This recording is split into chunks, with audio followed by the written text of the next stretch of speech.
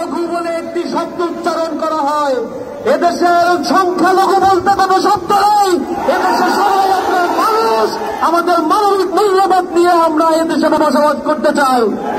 একতার বাংলাদেশে আজকে যারা এখানে উপস্থিত হয়েছে, গণ্যমান্য ব্যক্তিগণ, বিভিন্ন সম্প্রদায়ের লোকেরা, তারা আজকে যে বার্তা এখান থেকে ছড়িয়ে দিয়েছে, আমরা আশা করি আমরা এই দেশকে নতুন উদ্যমে, তারুণ্যের উচ্ছলতায় আমরা এই দেশকে গড়ে তুলতে চাই।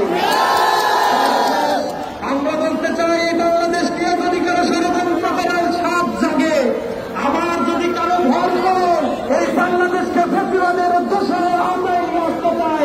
সাধারণ ছাত্র জনতা তাদেরকে এই বাংলাদেশে এক মুহূর্তে থাকতে দেবে না। বন্ধুগণ, এই বাংলাদেশ আমাদের, স্বাধীনতা উত্তর এই বাংলাদেশে নিঃশ্বাস ফেলার মতো অবকাশ আমরা পাই নাই।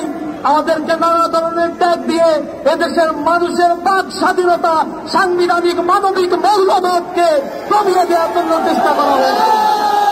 আজ মানুষেরা জেগে উঠেছে, জাগ্রত মানুষের কণ্ঠস্বরকে রোধ করার মতো কোনো চক্রান্ত করার মতো কোনো শক্তি নাই।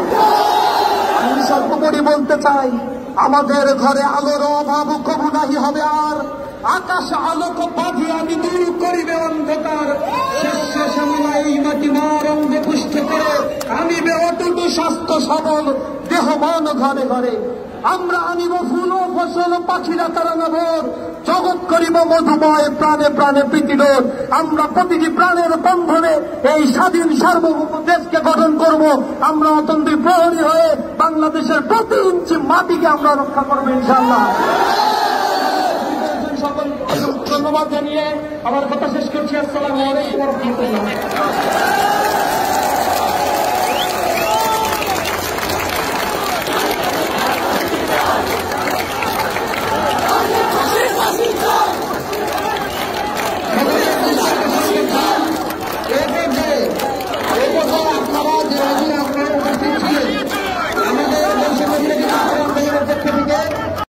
হাজার বছর ধরে আমাদের এই সমাজে আমরা সম্প্রীতির সাথে বসবাস করে আসছি।